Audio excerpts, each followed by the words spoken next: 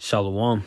This is your brother Shamak out of the Great Millstone Atlanta camp. Before I get started, I want to give all the glory, infinite praises unto Yahweh Bahashim, Yahweh Shai Bahashim, Rahak Wadash. Yahweh being the Heavenly Father's true name, and his only begotten Son's true name being Yahweh Shai in the Hebrew tongue, whom the world incorrectly calls God and Jesus Christ. I also want to give double honors to the apostles and elders of Great Millstone who teach and rule well, and who are the true leaders of the Hebrew Israelites in these last days. I also give a shalom to all the sincere brothers push teaching his truth worldwide, and shalom to all you sincere listeners and you sincere believers. All right. Here were the less concerning that the 2022 rumors, Ww3 rumors, that is, are a sign that we are at the end. That we are at the end of what? The so-called white man's rulership. All right, it's coming to a complete end according to Bible prophecy. Okay. And you see here the image, it says the United States Air Force prepares military cargo for Ukraine. All right, because there are tensions at the border of Ukraine. Okay. And all this is also going to go into Russia. You know, it's been years upon years of build up with these tensions concerning Russia in America. And that's going to be part of World War III. Okay? Because when war starts, the allies are going to join as well. Okay, so everything's going to come right into a mix, and it's going to fall right into Bible prophecy, as is preordained to happen according to the Bible. All right, so just to get right into it with Matthew chapter 24, verse 6. All right, and it reads, "And ye shall hear of wars and rumors of wars. See that ye be not troubled, for all these things must come to pass, but the end is not yet." Okay, and have we not, you know, even with it, using the example, if I'm not mistaken, from I think January 2020, we know with the killing of the Iranian general Soleimani. Okay, people took, started to take, or the world or the mass population, especially our people being the blacks, Hispanics, and Native Americans, who are truly Hebrew Israelites according to the Bible, started to take World War III more seriously. You know, World War III is one of these is one of the major last prophecies according to the Bible. And one thing to also remember too, but the end is not yet, because Revelation chapter 13, verse 16, the MOTB has to come to pass before World War III hits its climax. Okay? So verse 7, continuing on, says, "For nation shall rise against nation, and kingdom against kingdom, and there shall be famines, and pestilences, and earthquakes in diverse places. All these are the beginning of sorrows." All right, so we're at the beginning stages of World War III. All right, the stage is being set, man. All right, and if anyone is keeping up with the news or is in a logical right mind, they'll understand that World War III is inevitable to happen. All right, it's guaranteed to happen. There's no stopping it. Concerning America, concerning North Korea, concerning Iran, all right, concerning Russia, concerning Ukraine, all right, all these different lands, man, Afghanistan, Iraq, okay, Israel, all right, these are all the beginning of wars, okay? And the Bible already foretold us of these times. Okay? Let me also grab Habakkuk chapter 2. And I'm straight to let me see what I want. Habakkuk chapter 2, verse 2, and it reads, "And the Lord answered me and said, Write the vision and make it plain upon tables, that he may run that readeth it." Verse 3, "For the vision is yet for an appointed time." Because the visions our forefathers, as Habakkuk, we're seeing in their visions, all right, and also, that Yahushua told to the disciples what to expect in these last days that we're living in right now, all right, such as rumors of wars, and that we continue to hear throughout this year, and it's going to turn up, it's going to increase, all right, in 2022. It says, "For the vision is yet for an appointed time." The Lord has it set for World War III to start in an appointed time. And we're waiting for that time, because in the midst of that, Yahushua is going to return as well with his angels and his chariots. All right. It says, "But at the end it shall speak and not lie. Though it tarry, wait for it, because it will surely come. It will not tarry." All right. Because once World War III is here, it's here. All right, it's going to happen, though it move, gradually, though it moves step by step, because the Lord sets it up to take place that way, But it's for us to keep the patience and faith in the Lord, and not to be in that spirit of, man, the Lord got one more year till I'm about to just do my own thing. You will hear evil individuals say things as such, as if the Lord is on, as if the Lord is on your time. We're on the Lord's time, man. Okay. And he's long suffering. All right. So we have to be in that same spirit as well. Long suffering while we're basically finishing and accomplishing our captivity here in America. All right. And also all throughout the world, because the Israelites are scattered all throughout the four corners of the earth, all around the earth, man, all around the world. All right. So this is 2nd Esdras chapter 9, verse 1. He answered me then and said, measure thou the time diligently in itself, and when thou seest part of the signs pass, which I have told thee before, and one of those signs being World War III, and even before World War III, it says the rumors of World War III. Okay? It says, then shalt thou then shalt thou understand that is the very same time wherein the highest will begin to visit the world which he made. And then that word visit, going into judgment. All right. The Lord is coming to judge. All right. With wrath, fire. All right. To kill. All right. That sword, man. The Lord is not to come send peace on earth, but a sword. As it says in Matthew chapter 10, verse 34. All right. So when we're seeing these rumors, when the first thing we come to our minds, closer and closer to Yahweh shall returning. Closer and closer to being delivered on the chariot. You know, closer and closer to the world's judgment and the fall of Esau, Edom, the so-called white man's rulership. All right, his society is about to collapse, man. All right, verse 3, and it reads, therefore, when there shall be seen earthquakes and uproars of the people in the world, then shall thou well understand that the Most High spake of those things from the days that were before thee, even from the beginning. Hey, the Lord been spoke of these times. That's how we know the Bible is facts. That's how we know the Bible is true. All right, these things have been written thousands of years ago, translated from the Hebrew, translated from the Greek, translated from the Latin into the English language, man. All right, these things have been, written and before these events took place. That's prophecy. All right, and we're here to prophesy, to say before it actually happens, to give that warning. All right, to the world, man, to prophesy against these nations and to also give warning to our people, the blacks, Hispanics, and Native Americans. Verse 5, it reads, for like as all that is made in the world have a beginning and an end, and the end is manifest. Manifest going to be being made clear, being made obvious. It's clear, and it's clear as day that we are at the end. It's too much going on in the world to be in that spirit of thinking, this place is going to last another 20, 30 years, man. Another 10. Shit. But it's all, of course, up to the Lord's will. That's the thing about it, man. We're on the Lord's time. All right. So I wanted to grab, let me grab Ezekiel. Ezekiel chapter 38.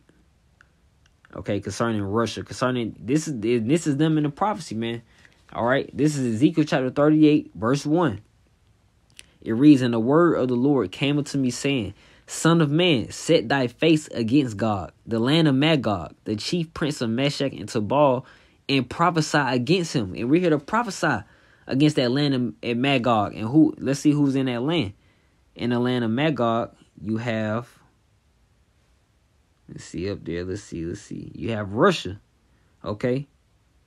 Let me see if we get a better picture. Here it is. It's a better image. All right, the land of Magog is including Russia, man.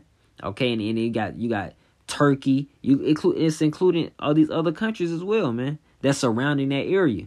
Okay, so Magog going into those Russians, so the Russians play a big part in World War III and in the signs, and it basically telling the signs that we're at the end. All right, major plays a important piece.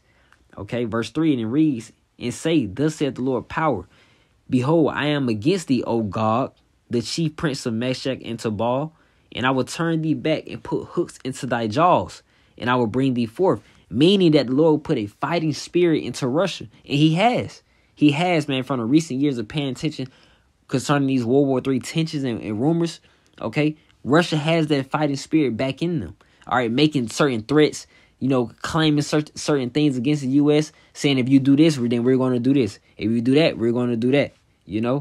It says, in all thine army, horses and horsemen, all of them clothed with all sorts of armor, even a great company with bucklers and shields, all of them handling swords, those killing instruments. It's going to be used by the thermonuclear missiles. All right. And this to show that these tensions have been continuing on from 2021. Let's see, from December 24, 2021, it says the U.S., they sent thousands of military personnel to the Ukrainian front lines. All right, so this is just continuing on. It's moving step by step. All right, step by step. In Ukraine, just to show where that is. Let's see if I get a good map. All right, let me go to images. This is show that Ukraine, so yeah, it's bordering Russia. All right, so those are enemy lines, man. These are enemy lines that the United States of America is dealing with. Okay, and this is going to cause their fall, but they don't know it. The so-called white man, he's playing his part because the Lord controls their minds as well, pertaining to Proverbs 21 verse 1. He turneth the heart of the king whithersoever he have it.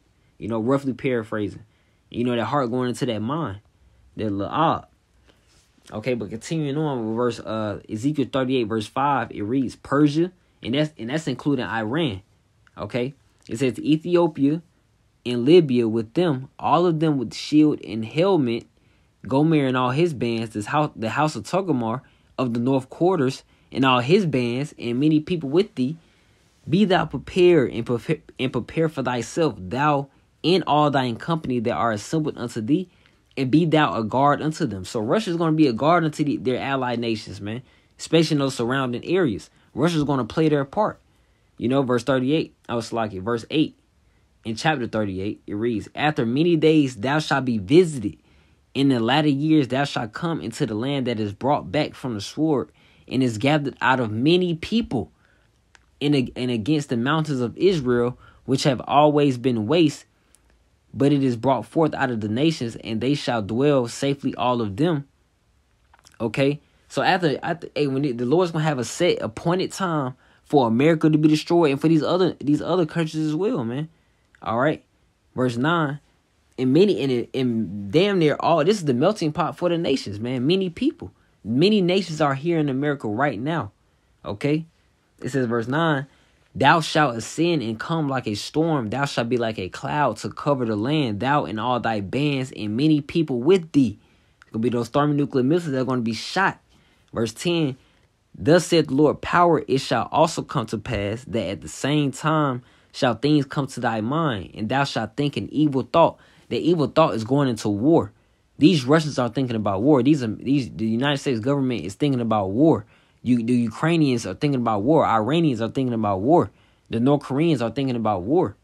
All these nations on the planet Earth are thinking about war. Okay? Verse 11, it says, And thou shalt say, I will go up to the land of the unwalled villages. I will go to them that are at rest. And what country is most at rest in the world? America. Living this facade-ass American dream. The land of the unwalled villages. Because America is proud. No country has ever took down America. But it's going to happen in the midst of World War III because Yahweh Shai is going to do it. All right. It says, I will go to them that are at rest, that dwell safely, all of them dwelling without walls and having neither bars nor gates. All right. Because America is a state and also its correlation with the nation of Israel. Okay. Because America sends over several $1 billion annually, yearly to the land of Israel, man. All right, because they have their alliance. Okay, they both the unwalled villages. They don't think that they can be taken out, but according to Bible prophecy, this is guaranteed to happen. All right. So I want to also grab Isaiah. Yeah, Isaiah chapter 13. I'm gonna start at verse 17. Going again to those Russians. All right, this is a different prophet, okay? Ezekiel prophesied it, and also Isaiah. This is Isaiah chapter 13, verse 17. It reads, Behold, I will stir up the Medes against them. The Medes going to those Russians. Against who? America. It says, it's going to go into it. It says, I will stir up the Medes against them, which shall not regard silver, and as for gold, they shall not delight in it. So the Russians that you're not going to be, America's already been used to, paying people off, getting by. America's over 30 trillion in debt. Okay, Russia's not going to. They're going to be fully in that war spirit, according to Bible prophecy, according to what the scriptures say. They're not going to care about anything you have to say. It's time for war. Verse 38. It says, Their bows also shall dash the young man to pieces, and they shall have no pity on the fruit of the womb. Their eyes shall not spare children. All right, these Russians that's that fighting spirit. That fighting, those thermonuclear missiles are going to be shot. They don't care about no money. They don't care about the children. They don't care about women. Okay? These are the times we're entering into. All right? Verse 19. This is how you know it's going into America. Verse 19. And Babylon, the glory of kingdoms, the beauty of the Chaldees' excellency, shall be as when the Most High overthrew Sodom and Gomorrah. So that backs up the point that the that the Russians are going to fight against America, Babylon the Great. Okay? The glory of kingdoms. All right? It says the beauty of the Chaldees' excellency shall be as when the Most High overthrew Sodom and Gomorrah. Verse 20. It shall never be inhabited, neither shall it be dwelt in from generation to generation. Neither shall the Arabian pitch tent there, neither shall the shepherds make their fold there. Okay, so you understand that this prophecy has yet come to pass. All right, because ancient Babylon is modern day Iraq. Is Iraq destroyed? There's people living in that land right now. So this is talking about this is talking about Babylon the Great. Okay, carrying those same customs, carrying that same spirit. All right, having it ruling over the Israelites. Okay, but this has yet come to pass, but it's going to happen in the midst of World War III, in the midst of thermonuclear missiles being shot on this land that we're living on right now. Okay, verse 21.